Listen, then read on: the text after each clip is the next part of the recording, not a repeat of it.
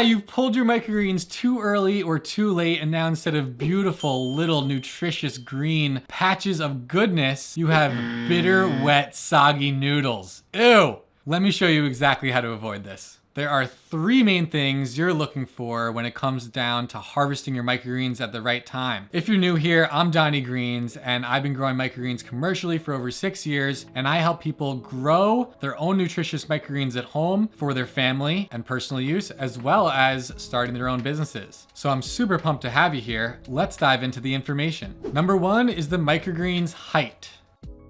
The height of your microgreens is a good indicator to tell you whether they're ready or not, because right when they come out of germination, they're very, very short. And over the next few days, about a week, they're gonna be growing to the height that you want them. Now, over time, as you dial in your crop cycles and you get to know these crops and these different varieties a little bit better, you're gonna really get to know how tall those crops are when they're ready for harvest. You're gonna know when they're looking a little too short and you're not gonna get a high yield in your harvest. And you're also gonna realize when they're getting a little bit too long, they start flopping around and they're really not super high quality at that point anyway. So height is a great indicator for knowing when your crops are ready. And this is really important because if you pick them too late, they're gonna be bitter, they're gonna be lacking nutrition, and if you harvest them too early, you're gonna have those low yields, and the crops really just aren't gonna be the right size, and they're gonna be looking a little wonky. Now, number 2 is the true leaves. This is super important because this is technically what a microgreen is defined as. It's when the first set of true leaves are first starting to emerge between the cotyledon leaves. And what this all means is that, well, basically, inside of a seed, inside of that little shell, is a little seed, and that's the perfect nutrition for a plant to start growing. Now, when that seed germinates,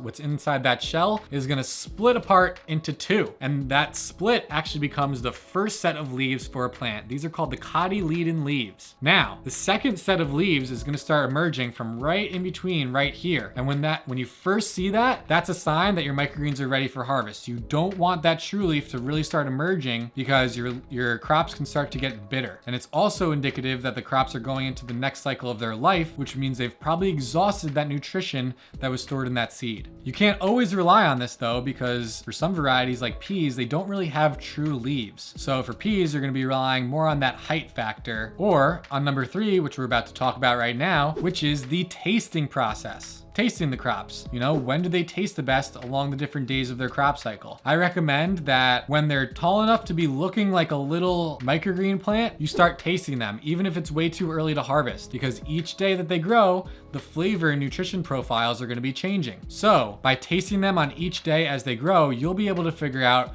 which day they kind of taste the best, and this may very well become your harvest day, and this will determine the amount of time that you're growing that crop for. Now, I'll mention a little example. On the last One Tray Away challenge that we ran back in March, my VIPs, we were all hanging out in the VIP room and we were tasting our radish crops every day during the crop cycle. That way we could experiment with just this. And what we found was that the radishes, when we were tasting them earlier on in the growing cycle, they tasted more intense. They had higher flavors in the beginning, and this is probably because it's closer to the seed, and that seed nutritionally is just exploding into the plant, and it's going through a lot of different processes. And also it hasn't exhausted that seed yet. Now, as time went on and we kept on tasting each day, when the crops got older and longer, they tasted less impactful and less flavorful. And this is most likely due to the fact that they've exhausted that nutrition in the seed. So this is one example where we experienced it hands-on during the One Tray Away challenge, that the taste and the flavor really does change throughout the crop cycle. Now, what might these certain tastes mean? Really, I talked about it before, I alluded to it. It's a difference in flavor, obviously, and if we're eating these, we want to be having a good flavor, and also nutrition. Higher flavors mean higher nutrition as well. So it's something to keep in mind.